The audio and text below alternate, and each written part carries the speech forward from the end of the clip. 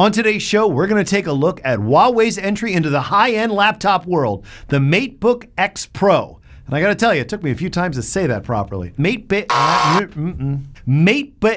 can't even say it. It's time for Unboxed Daily.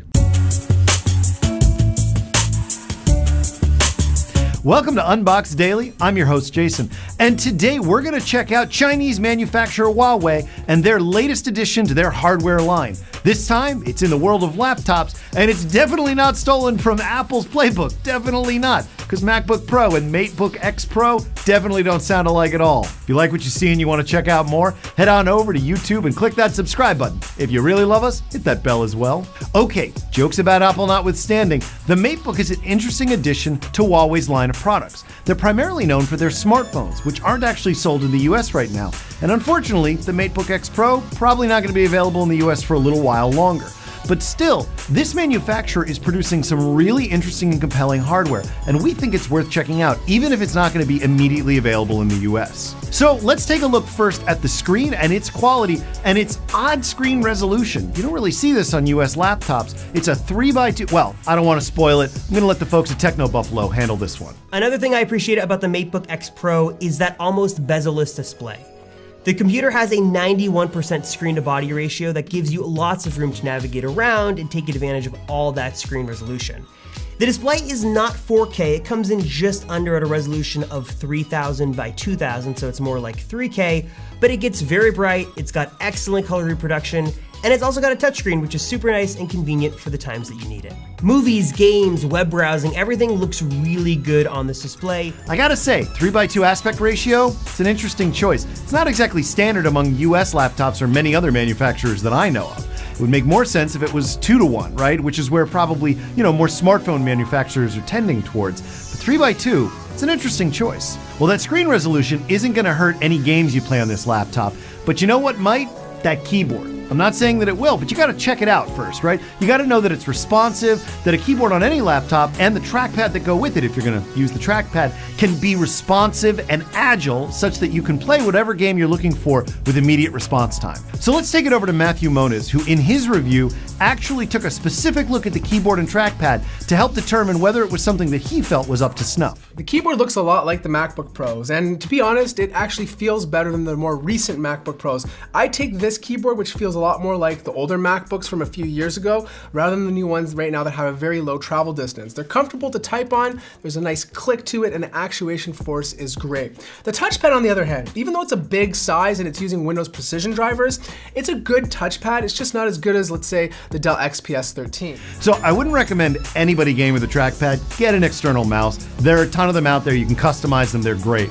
But the fact that that keyboard is responsive, that's encouraging, and when combined with the right mouse, sounds like it's a pretty good gaming setup. All right, we know we've got a good panel and we've got a good keyboard, but the fact remains we have to actually see it in action to know whether it's a good gaming laptop or not. So the tech chap, he took it out for a bit of a spin with some games where you can play on lower end graphics and still enjoy the experience, as well as some really graphic intensive games, just to really get a full sense of the experience on the MateBook. Most ultrabooks are generally limited to low settings and resolutions in more demanding games, but it doesn't mean you can't play some of the latest titles. In Fortnite, I was able to achieve a steady 30 FPS using low to medium settings at 1080p. It looks good on the MateBook and is definitely playable. Now, Far Cry 5 is a much more demanding beast, and I had to step it down to 720p on low to get 30 FPS. PUBG fared a little bit better, returning around a 30 FPS average at 1080p with low settings. There you have it. Not the best gaming laptop. It can handle some games, especially ones that you can afford to run at lower graphics settings, but in reality, this laptop is probably more built for day-to-day use, even more processor-intensive stuff that doesn't require active response time like a game does. Another limitation of the MateBook X Pro, the camera that's built in, not exactly awesome. And that's okay, this is a first attempt by Huawei at a laptop. They're trying out some design ideas, but the camera kind of feels a little lacking. Let's take it over to Mr. Mobile, who was talking about this specific subject during his review.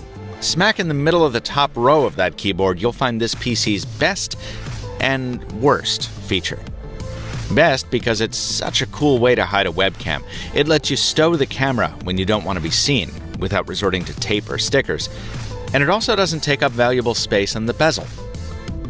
Worst because, well, way down there on the keyboard is just a terrible angle to shoot a person from. And on top of that, it's a pretty bad sensor too, maxing out at just 1 megapixel. In Huawei's defense, most cameras built into laptops aren't terribly high quality.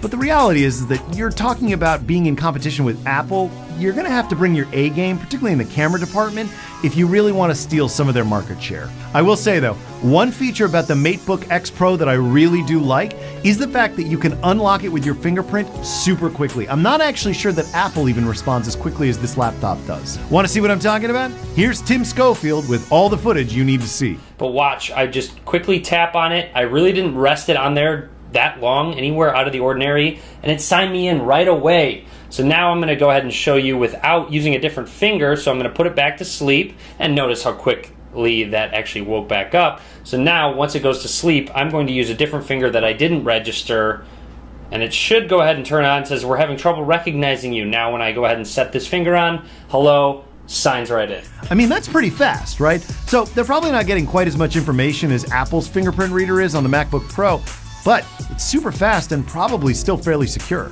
And that's it for this look at the MateBook X Pro. If you liked what you saw and you want to check out more, head on over to unboxed.tv or look us up on the iOS store.